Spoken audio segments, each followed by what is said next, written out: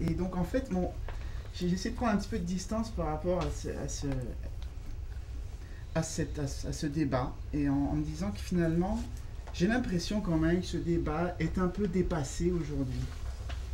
Dans le sens où on parle quand même finalement d'avancées, de percées intellectuelles qui ont été faites dans la fin des années 70 et durant les années 80.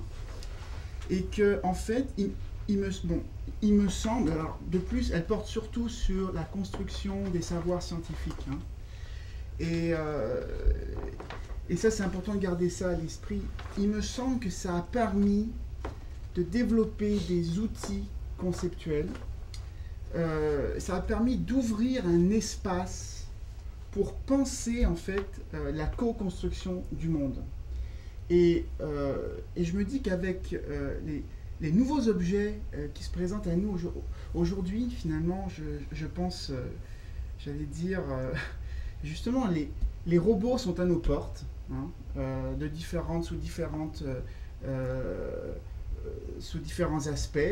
Ça peut être les agents logiciels, mais ça peut être très bientôt là, des robots physiques, matériels qui vont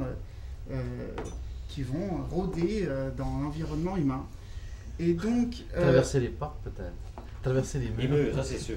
Non, ils vont peut-être simplement prendre la porte comme nous. Il n'y a pas besoin d'effets spectaculaires. Et justement, il va y avoir une forme de banalisation de cette agence non humaine.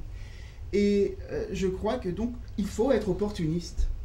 Tout à fait. Je crois qu'il faut être opportuniste et utiliser tout cet appareillage conceptuel qui a été développé par les constructivistes, s'en servir, se l'approprier. Je trouve effectivement que le modèle... En quoi le débat est dépassé? Ben, il est dépassé, à savoir, est-ce que, par exemple, est-ce qu'il y a bien une agentivité des quarks? Voilà. C'est-à-dire, à quoi nous sert aujourd'hui de trancher la question de l'agentivité des quarks et des particules en général, si on a réussi à développer tout un cadre théorique pour penser l'agentivité des objets et des choses, hein, et qu'on peut maintenant utiliser pour d'autres choses. De toute façon, c'est un petit peu, je trouve, un petit peu ce qui est intéressant dans le champ de la communication. Nous avons développé très peu, finalement, de concepts propres, mais par contre, nous avons j'allais dire, ce génie, mais au sens tout à fait modeste du terme, c'est-à-dire le fait, justement, d'appliquer des choses. Hein. Donc, d'utiliser des concepts qui ont été développés dans d'autres contextes. Et de les utiliser, je crois, à bon escient.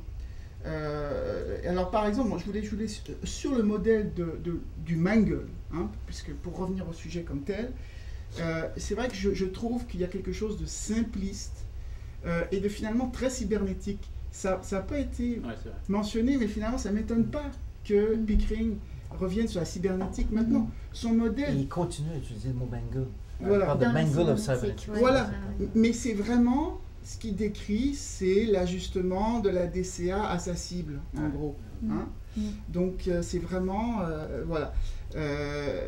Norbert Wiener, finalement, appliqué à l'ajustement entre l'humain et la chose.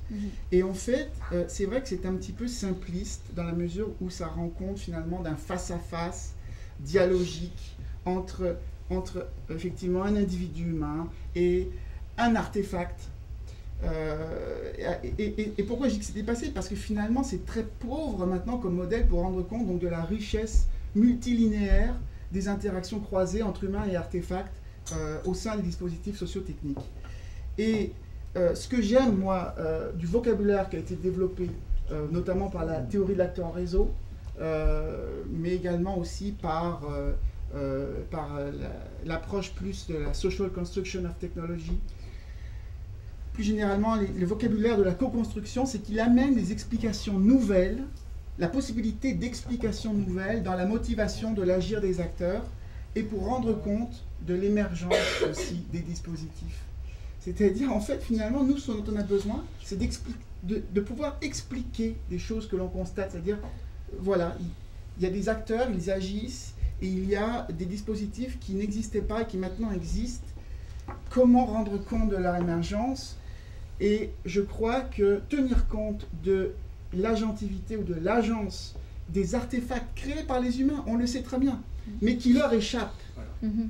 Et tout est là, qui leur échappe.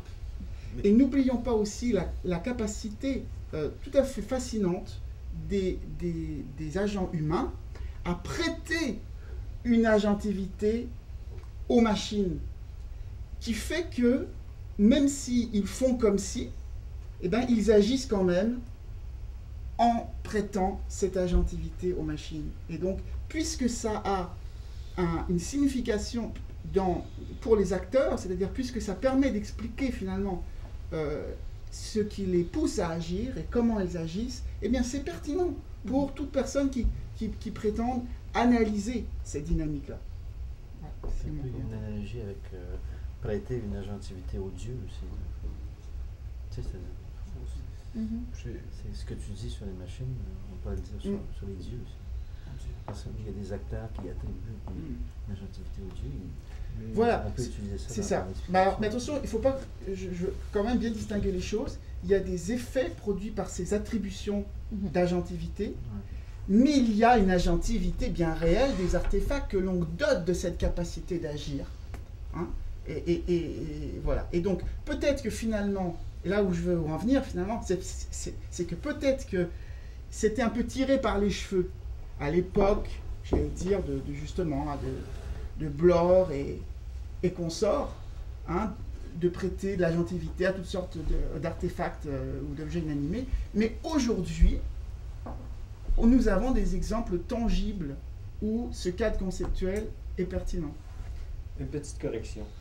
Je suis entièrement d'accord avec... J'espère que tu ne seras pas surpris de voir que je suis entièrement d'accord avec ce que tu dis. Moi aussi, donc on est d'accord. Totalement. Et là, je vais essayer de montrer sur là où peut-être on diverge, et c'est peut-être dû au fait qu'on travaille peut-être en partie dans des disciplines différentes. Et c'est peut-être aussi une attitude face, face à la présentation de soi, ou ce que j'appelle parfois le discours de l'importance. OK? Quand on dit, par exemple, autant de Bloor, bien justement, pour comprendre, c'est pour ça que j'insiste, ça fait 4 fois que je dis le mot, je fais exprès, donc là, je le dis que je le dis, que pour comprendre une partie de ce discours-là est toujours ma surprise. Okay? Dans mon écriture, c'est toujours écrit en disant « Ah, les gens viennent de découvrir, c'est bien. » Ça veut dire quoi, sans le dire? Parce que moi, j'aime pas le discours de l'importance. Ça dit, écoutez les cocos, depuis Bloor, la période de Bloor, c'est la période justement où la nature, y compris Collins, Collins dit, la nature n'a aucun effet, aussi peu soit-il, dans la construction de la connaissance. Ça, c'est texto, je le connais par cœur, j'ai cité 4 textes différents d'années différentes, il dit toujours ça. Fait que là, on comprend, 20 ans plus tard, tu dis, c'est curieux, on comprend. Et là, c'est l'humanisme. Et là, c'est là qu'Andy dit, hey, Collins, c'est un humaniste, moi, je suis un post-humaniste. OK? Le problème, c'est que quand l'autre découvre ça, là, après avoir fait la même chose, Collins, il ne croit pas en réalité, et Latour non plus, hein, dans Vulgare et Latour, le jeu de Go, à la fin, les objets ne jouent pas de rôle là autre que par la manipulation des auteurs. Donc ça, c'est la période 1 du constructivisme. Donc dans la période 1, il y a effectivement pas d'objet qui résiste pour la connaissance. Chez Barnes, c'est clair, on peut construire. Après, il va dire, non, on ne construit pas n'importe quoi, parce qu'il n'est pas quand même un fou, parce qu'il ne se rend pas du 2e étage. Mais dans son texte, les objets ne sont pas là. C'est des agents qui s'entendent pour dire qu'il y a des quarks, puis il y a des unités. Donc, OK. Le problème, moi, que je vois, et je l'ai dit pour une fois, je l'ai dit clairement, je m'en sais quand même assez, là, dans le texte de Collins, que je n'ai pas donné à lire, mais qui vient de paraître dans Studies in History and Philosophy of Science. J'ai dit, c'est quand même curieux que vous, là, qui finalement avez découvert qu'effectivement, on s'entend, il y a de l'agence dans le monde. Okay? Puis les physiciens n'utilisaient pas ce mot-là, mais les autres le savaient. Puis les ingénieurs aussi qui construisent avec des ponts qui s'écrasent, là, ils savent bien que tu ne construis pas un pont n'importe comment. Le pont de Québec est tombé une fois ou deux. Donc, c'est de dire, comme ils sont autistes, le jour où ils découvrent la réalité, là, ils deviennent plus catholiques que le pape. Ils disent, hey, il faut tenir compte de la réalité, hein? Ils disent, oui, c'est le fun, mais moi, je suis chrétien depuis longtemps, et le pape est gentil, mais pousse pas le bouchon. Toi, tu viens de découvrir le pape, puis tu penses que le pape, il faut le défendre, puis que le monde ne comprenne pas que le pape est important.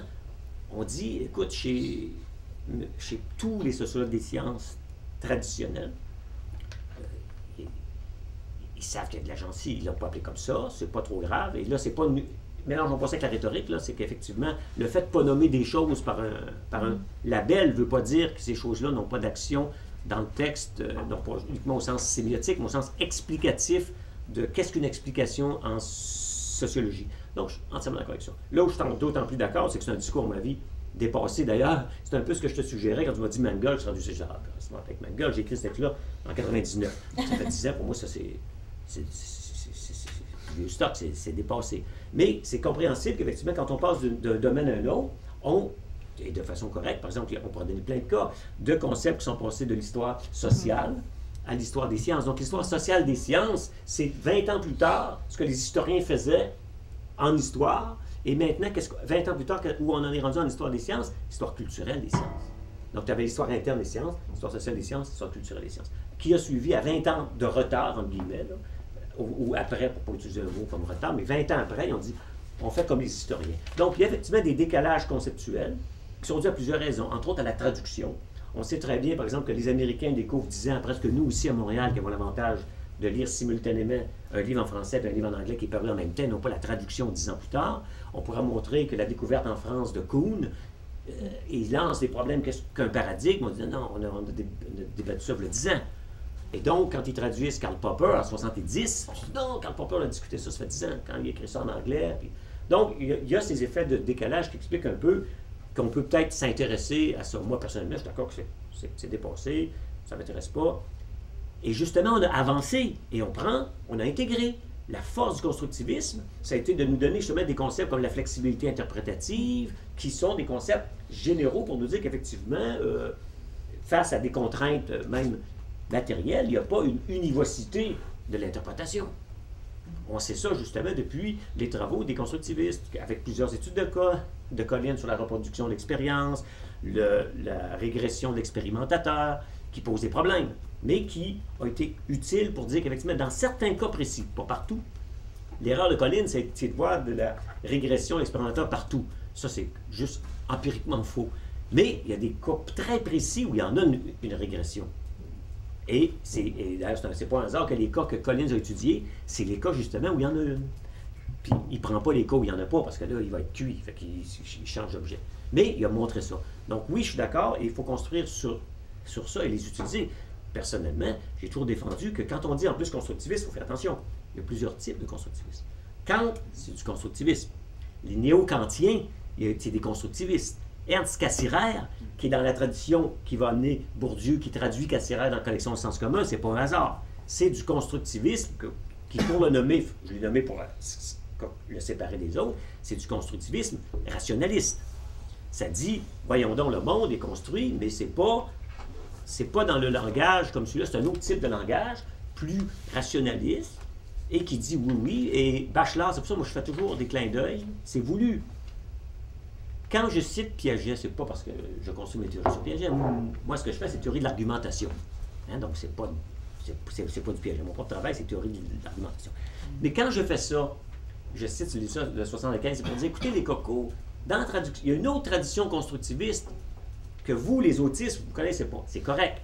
Mais venez pas me dire à moi que vous avez découvert le bouton 4 trous quand le hasard veut que je suis content que tu l'aies découvert, mais ouvre tes oreilles, tu vas voir que chez Bachelard, il n'y a pas juste du Bachelard, mais avec Bachelard, par exemple, quand Kuhn a été traduit en français, quelle a été la réaction française?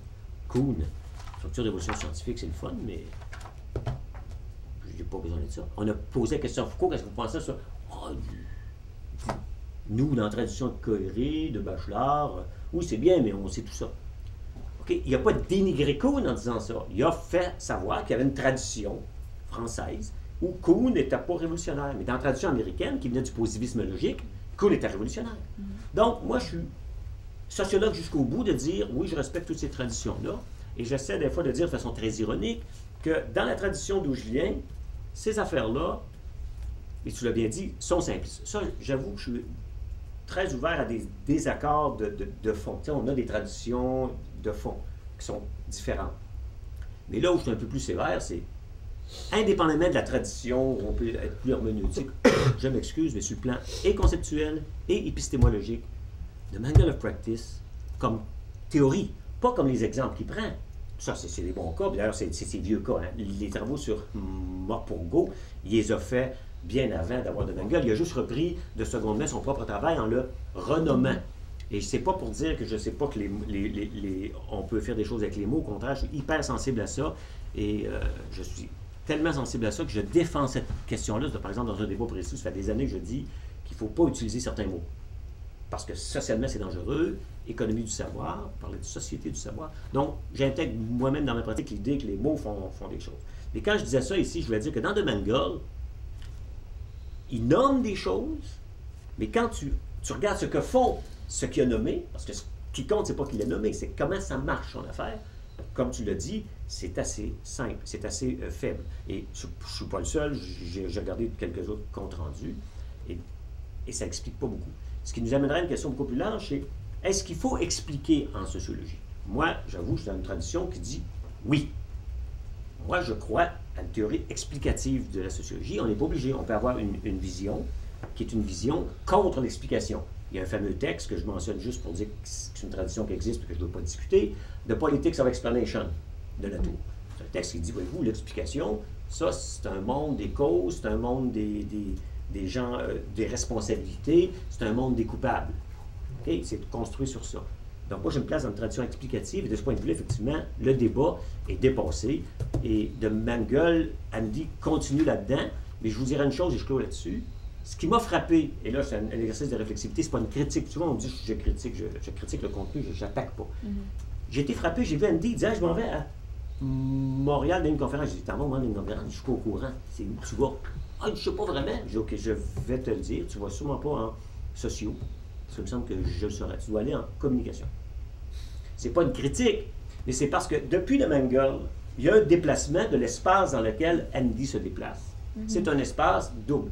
Cultural, les études culturelles, et ça se voit dans les références. Les références sont passées au fond de la tradition du M. Quine, M. Gugus, là, dans Quark, à Deleuze, c'est pas une critique, vous pouvez aimer Deleuze-Guattari. Okay? Deleuze, Guattari, un peu de Foucault, on brasse tout ça un peu, ça donne une patente. OK? Et donc, il y a un déplacement. C'est pas une critique. C'est mon côté. C'est juste des mots. Non, c'est mon côté métaphorique pour dire que moi, c'est pas ma tasse de thé. Mais il n'y a pas de discussion qu'il y a un déplacement d'Andy dans un autre espace qui n'est plus celui de la sociologie. Parce que pour les histoires des sciences qui disent ça, ils se disent, là, de quoi tu nous parles? Je suis pas sûr. Bon. Parce qu'ils sont rendus ailleurs. Donc, on est d'accord. Je n'ai pas grand-chose à ajouter parce que, en fait, je suis assez d'accord avec, avec ce que tu dis.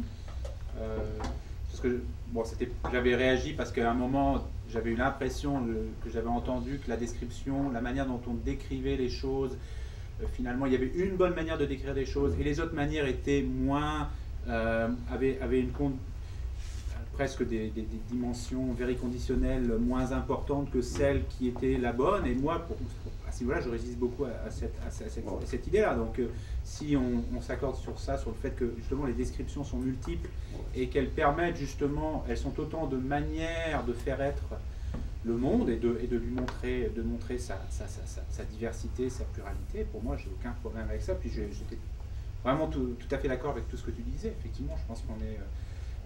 et là, ça me faisait penser aussi, ça faisait écho un petit peu à ce que dit Latour par rapport à Tarde. Parce que c'est intéressant, tu sais, quand tu disais, il y a deux sociologies, Weber versus Durkheim. Et en fait, c'est comme si on oubliait, alors évidemment, le troisième larron qui n'existait pas jusqu'à la fin des années 90, parce qu'on l'avait complètement oublié, qui est Tarde, et qui a été réhabilité, pas pour rien d'ailleurs, par Latour et consorts, parce que justement, je crois que si on demandait à Latour de choisir entre Weber et Durkheim, il aurait beaucoup de mal. Parce que d'un côté, Weber représenterait une tradition interprétative qu'il rejette, et Durkheim représenterait une tradition, j'allais dire, classique de la sociologie structurelle, qu'il rejetterait aussi. Alors que chez Tarde, il trouve en Tarde, alors évidemment, il faut avoir lu Tarde pour comprendre que c'est de la tarte, et puis il faut prendre, il y a des choses à prendre et à laisser. Mais Tarde, c'est quand même justement quelqu'un qui développe des conceptions finalement très proches de Whitehead, très proches de Bergson, avec justement toute cette tradition, j'allais dire, justement d'une certaine manière très française, qui se méfie un petit peu de l'idéalisme d'un côté allemand et qui aussi résiste aussi à un structuralisme durkheimien, etc.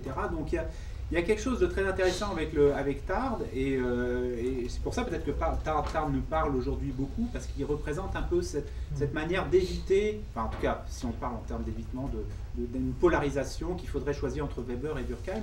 Je pense que Tard, avec son vocabulaire spécial, sa folie personnelle, c'est quand même quelqu'un qui réhabilite la communication. Et l'argument de la tour, c'est de dire Tard aujourd'hui nous parle parce que justement on a les moyens d'enregistrer pratiquement les phénomènes dont il nous parlait au 19e siècle. Les phénomènes dont parlait Tard au 19e siècle étaient invisibles, alors qu'ils sont aujourd'hui visibles. Ils sont aujourd'hui visibles parce que, par exemple, nos communications sont de plus en plus médiatisées, parce qu'on a des moyens d'enregistrement très très performants qui permettent de montrer que c'est bien du petit, de l'infiniment petit, que naissent des macro-phénomènes, par exemple, ce qui est la position tardienne. Tout défait part du petit vers le grand, c'est la position de Tard la plus fondamentale. Et tant qu'on n'avait pas les moyens de montrer que justement de cet infiniment petit et de ces agencements naît progressivement des processus d'individuation à plusieurs niveaux, etc., tant qu'on n'avait pas justement le matériel presque, j'allais dire, technologique, méthodologique pour le montrer, ça restait une forme de pensée, quoi, intéressante peut-être, mais qui... et donc c'est pour ça qu'il s'est fait attaquer dans tous les sens Tard dès l'époque. C'est-à-dire Tard, il mélangeait les sociétés animales, les sociétés humaines, et il parlait même d'un atome comme une société. Pour lui, c'est-à-dire, il faisait de l'hybride à l'époque où on ne comprenait pas comment est-ce on pouvait parler d'un monde tellement hybride où tout s'inter-influençait, s'enchevêtrait. Il a été le directeur de thèse, à ma connaissance, de Durkheim, ou en tout cas son enseignant. Et Durkheim l'a tué intellectuellement parce que Durkheim est arrivé avec, d'un côté, les structures sociales qui sont sui generis et qui chapeautent les interactions et les actions, bon, je simplifie, etc. Et versus Weber, des interactions nées en fait la société, etc. Donc je pense qu'il y a quelque chose d'intéressant à ce niveau-là avec Tard, même s'il faut prendre, il y a des choses à prendre à laisser chez Tard.